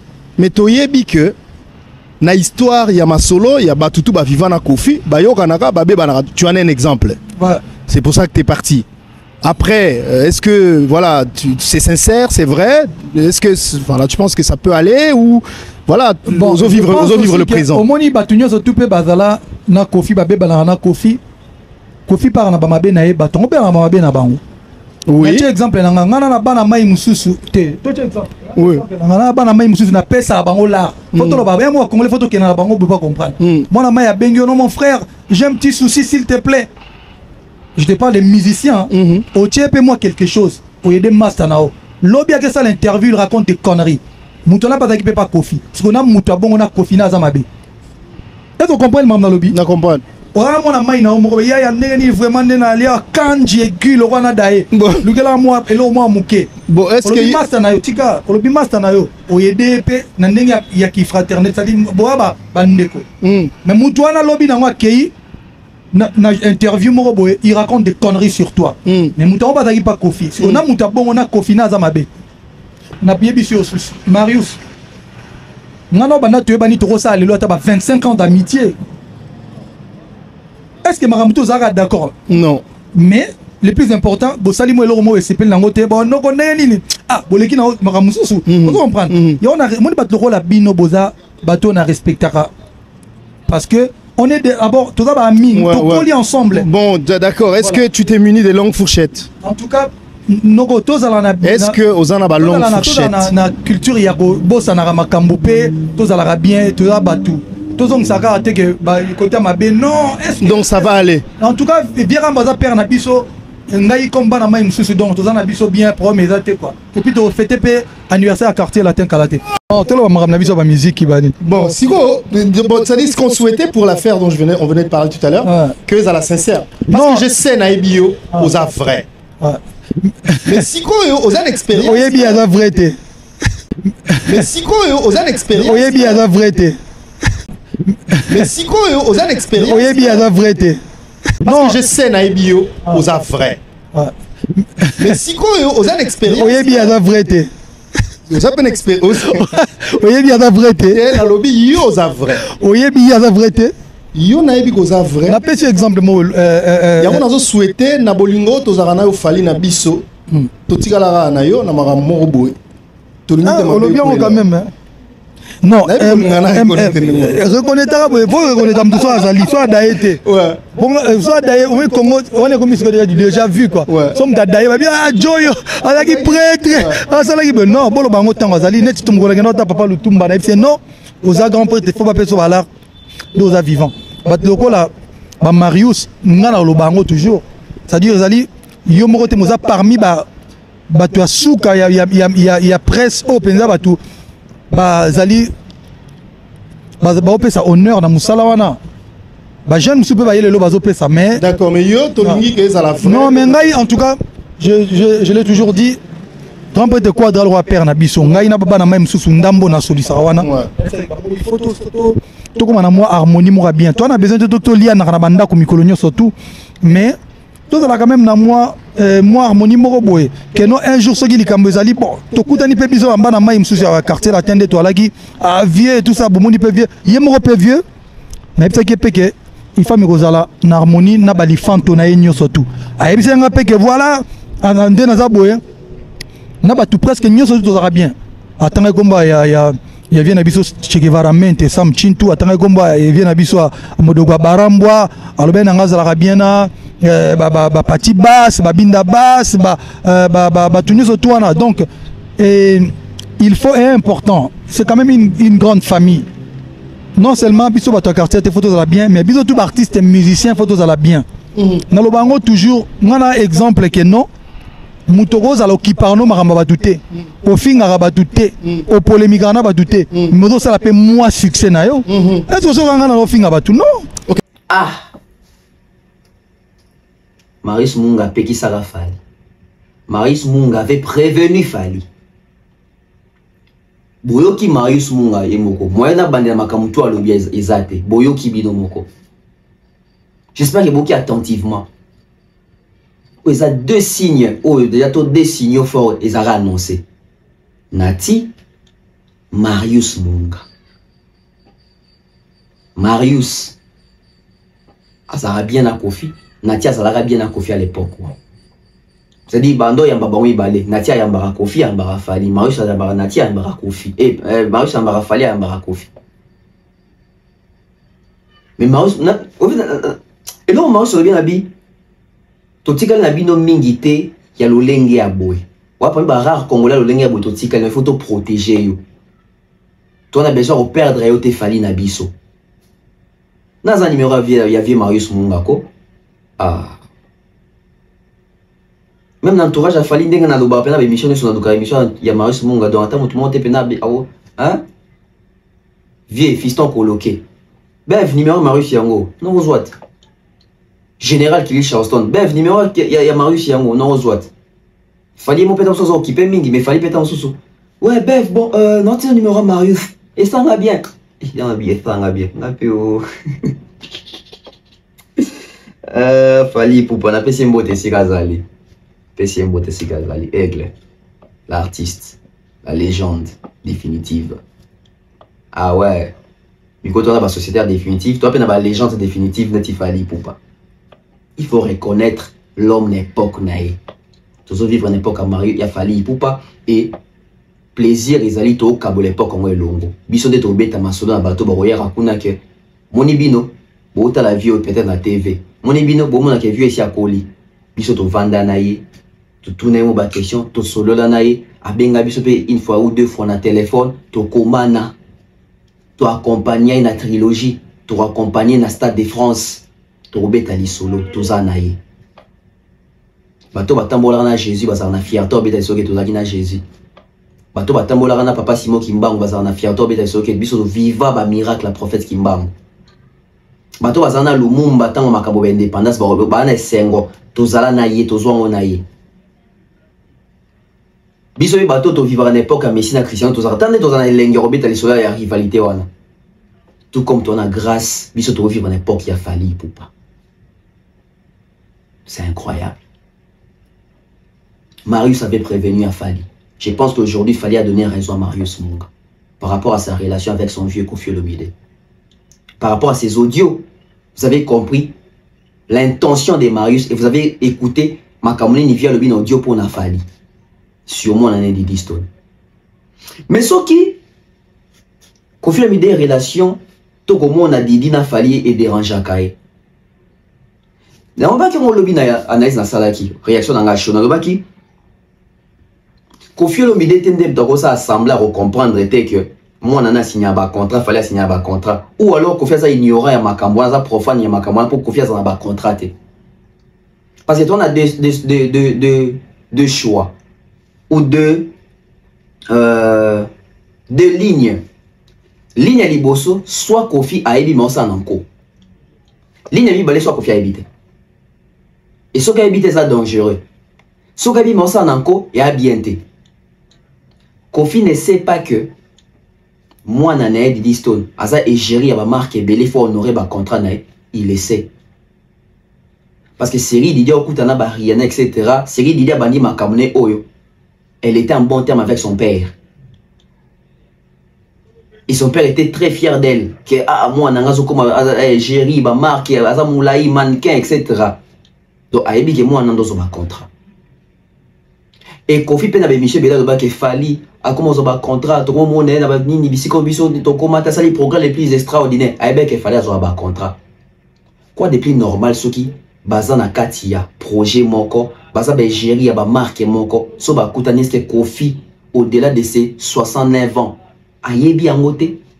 Bon, ça soit 9 ans en juillet. Non, au-delà de ses 68 ans, Koffi a évité que Bala censé bakouta na rabisika moko pas parce qu'il va payer un rendez-vous mais parce qu'il va honorer ba contrat na bango au bon côté lango chiko là Koffi ne sait pas ata kutu yango ça veut dire que biso dona âge ya sebo que Koffi to comprendre yango mais quand Koffi ne doit comprendre te que ne bakouta na rana ezali pona circonstance par occasion so que na ligne que Koffi a évité. Le quoi on a géré, on va macamonde fonctionnera. Le quoi on va caché pour que ça la défilé, pour qu'on représente marque, on va macambote. Papa ba tout le monde a défilé pour na Yamamoto, pour na Kasamoto, fallait tout le monde a quand même défilé na ba fashion week ba bal, mais ba bidamba na tout le monde a fallu kuna. Didi pe tout le monde a kuna. C'est des photos de Kamutu Moro si quoi expliquer Koffi Olomide comment ça se passe là-bas. Mais la réponse de Didi, asi a pesara yango. Mais le quoi peut-être vient dans soit mon raté toi zapaga, tous on ici Koffi Olomide lelo parce que n'a vu que Koffi l'andara chez nous. Tous on ici lelo, beaucoup réponse il y a Didi, beaucoup réflexion à Didi. Et Didi a soulevé point encore très important na Katia Makambaro Lobawana. On prend et puis tous on a un point important à Didi. Une mauvaise fille et tout, elle est là, elle traîne et tout avec les ennemis de son papa. Les amis, qu'est-ce que vous racontez? Des fois vous dites des choses, je me dis mais de quoi parlez-vous? De quoi parlez-vous? Qui traîne? Je suis même dépassée. Qui? Je veux vous poser une question en fait. Donc moi, que je comprenne bien votre état d'esprit.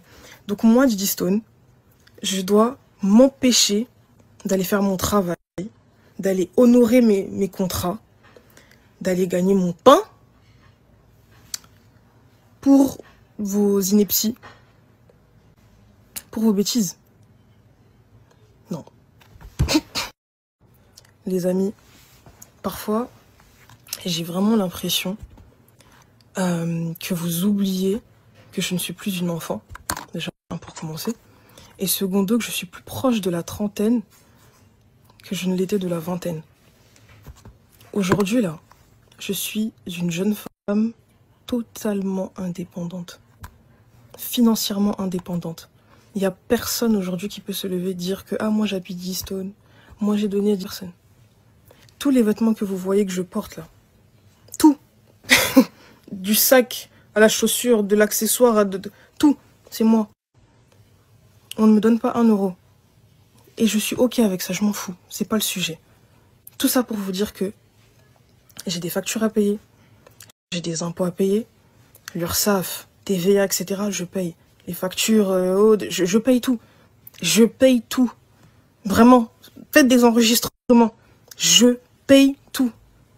Donc moi, il faut que je m'interdise d'aller gagner mon pain, comme on dit, parce que, oh, il a fallu, tu vas être emmené à le croiser là-bas, ceci, cela. S'il vous plaît, soyez un peu sensés. Peut-être que c'est trop demandé, mais soyez un peu réfléchis dans vos vies. Je sais pas, à un moment donné, je sais pas, Bozapé Maïe, Lermoko, c'est un truc de fou en fait. Fali a son contrat. J'ai mon contrat. On ne s'est pas donné rendez-vous. Oh, à Abidjan, on se croise là-bas, je sais pas quoi. Non. De temps à autre, on est amené à se croiser au Fashion Week, aux événements, etc. et tout, dans le bon, tranquille. Il est invité de son côté, moi aussi je suis invité en public. C'est ok. On se croise, chacun fait ce qu'il a à faire. On rentre et puis voilà quoi en fait. Enfin, chacun... Enfin, voilà quoi. Vous m'avez compris. Qui va s'interdire, je suis désolée, je vais peut-être décevoir beaucoup de gens, peu importe. Qui va s'interdire d'aller honorer ses contrats? Qui va refuser de « Oh, je vais pas aller travailler là-bas parce qu'il y a un tel... » Qui va aller refuser ces... Oh, prends 30K proche... Qui S'il vous plaît, soyez sensés. Soyez sensés. Soyez sensés. Voilà, je vais m'arrêter là. J'ai dit ce que j'avais à dire. Moi, tout ce que je vous demande, je sais que c'est peut-être trop demandé. Là, je sais que voilà, là, on est encore dans une phase, avec tout ce que j'ai dit, ça va analyser, ça va machin. Il n'y a pas de souci. Mais venons, on passe à autre chose. Comme je l'ai dit, le divorce, prononcé. Chacun fait sa vie de son côté. Je ne parle pas. Je cherche personne. Je fais mon travail. Tranquille. Je suis libre. Tout le monde est libre là. Tout le monde. Que ce soit ma maman, que ce soit mon papa. Tout le monde. Que ce soit moi-même. Tout le monde est libre. Passez à autre chose. Là, je m'adresse encore une fois à tout le monde. Passons à autre chose. S'il vous plaît, passons à autre chose. Cette histoire honore personne. Ça dégrade la carrière de tout le monde, là. À mon sens, en tout cas. Je ne vois pas qui gagne, là. Je ne vois pas. Passons à autre chose, les gars. Oh, c'est une mauvaise fille. Ah, Didi Stone en Côte d'Ivoire, na motalaka. Stone dit. Ton ambition sur Stone dit. Beaucoup d'explications à Pesabi. Donc, Gaï, Natika ba contrat nanga. Parce qu'il a évité qu'on ne recoute en Afali. Parce qu'il fallait aux Akunanga qui ne honoré ba contrat nanga. Donc, on a signé ba contrat nanga, fallait m'ta signé langa. Et ce qui est encore plus étonnant à l'histoire des années. Boki Dilinda Lobby, elle approche âge à trentaine, à ce moment à Moukete, à comme majeur, à sa indépendante. Didier Martello Moabi, ba facture, Kola Tanaye, Makamuto prise en charge, Yende Mouto mise en soin, sans que papa n'a payé ça 1 euro. Donc, Dilinda Zanaboué, Kofi a payé ça sur l'autre. Si à cause il y a ce qui conflit à Kofi n'a fallu, Kofi a dignité Didi a qui n'a recours n'a fallu n'a pas si comme ça. Donc Didi a rejeté par contrat avant d'Anzala tandis que Kofi a payé sa Didi sur l'autre côté. Bah tu n'as comme toi ah ouais fallu papa ma bé à l'ongoli combo à Keina avec qui peut banater. Bobi que fallait foutre la passion alimentaire à bas.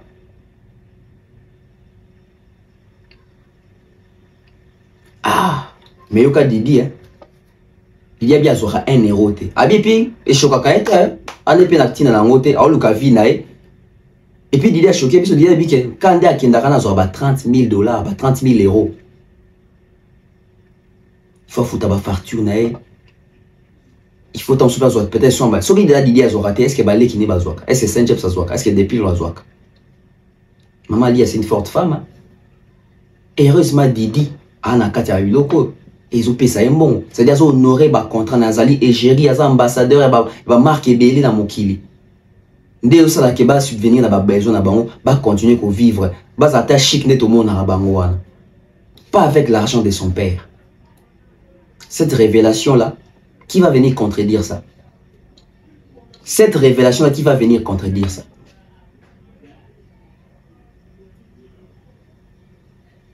Et il y a de bien, Tous rappelez moi maëlet. Tout réfléchir moi ndambo. Oh fallait le baga. Tout tient moi maëlet tout tient moi intelligence na politesse na biso.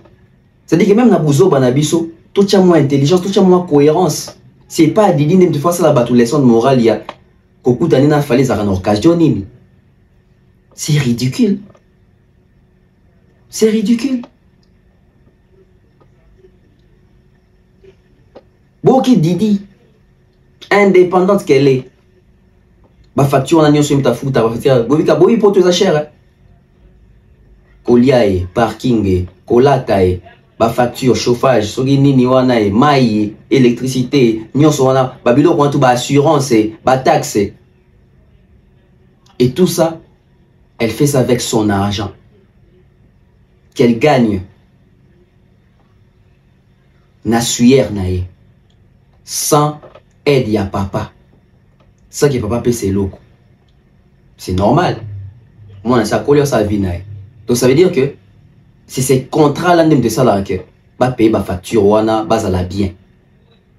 Mais à cause de vos égos, vous olinga, à boycottant parce que soit disant que écoute, on a fallu kuna.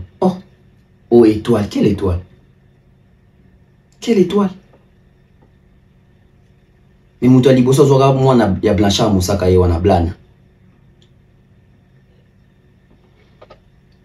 Alors s'il faut tout qu'il y ait une chute. S'il faut tout qu'il y ait une chute. Qu'est-ce qui fait en sorte que depuis ma kamoni se bandi Kofi Afingami, maman mi Afingami, Cindy Afingami, nde Kofi Azoloba na boué. Qu'est-ce qui fait en sorte que jour bagolo va fingi Kofi, jour bagolo va salir Kofi live na TikTok. Pourquoi Kofi ma finga ba spirita soit ma bagolo soit été. C'est-à-dire que Kofi a commis sélectif. Kofi a commis même qu'on na banane il faut pas manquer de respect, banane il faut pas fingailler. Moi j'aurais souhaité que na kati audio na Kofi a siligé pe bagolo. Pour ni bo finginga parce que bagolo va finga ki Kofi mabe. Ba lui même comme boto na rolo ba a te pour na mama si. Mais au moins na ngo Kofi a lobby elo poté Kofi a ko silikande ka pour ba spiritas ba lobby. Bon autant bagolo a finga ki wono lobby te. Kaka ya ba spiritas nde pesi Kofi kanda makasi. Poni ya bagolo e choqué te. Poni ka ba spiritas nde ko choqué. Mais observez très bien. Depuis ma kamore bandi, ba spiritas ba sali boye, Kofi a bien mtakomela ki héritier, a solina héritier, boye na boye, Kofi mo wazan bo audio o yemo sous rendre public, a bengi spiritas moko, ba sali soki enregistrement appel, ba pension dans les réseaux sociaux. Bobi que depuis ma kamore to bandi, héritier dans le belot. Héritier ne dit rien, héritier ne poste rien, héritier silence radio. Le silence des héritiers et mes mangas on comprendre que héritier a un clan wenge dans sens ni. Ça veut dire que héritier pouvait avoir le courage de venir dire ça, de venir interdire ces spiritas. Mais dès lors on a katia audio on a au manqué via JB via héritier respect JB héritier a nan wenge. Héritier a nan wenge.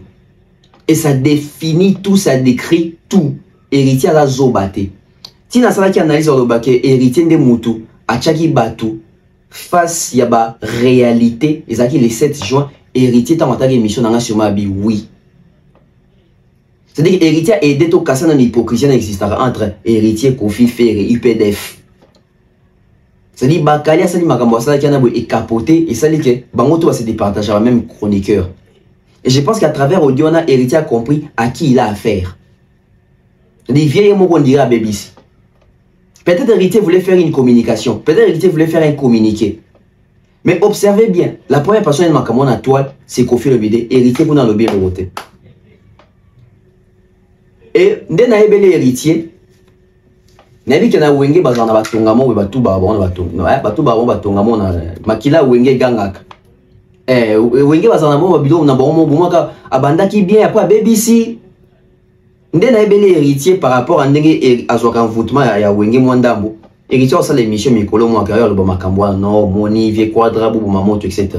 Alors que na ba audio ande kotika ka dénigrement sur JB. Héritier normalement ne rien dire atika la bon. Ça dit c'est petit Kofi position nae ba warrior plutôt ba spiritas ba yoki position héritier par rapport à makambo Kofi si abimisi. Inutile Kofi et inutile héritier à ça la sortie médiatique. Surtout autour de Makambouana. Watana beso ozolandanga makambo wana esi eleki alors. Osoli na vie na yo.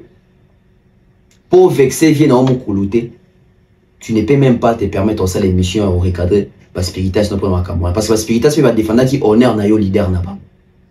De la même manière, ba Kofifi ba lingate ba boss sakana Kofi, de la même manière ba spiritas ba ça les légitime pour na redéfendre le leader na ba.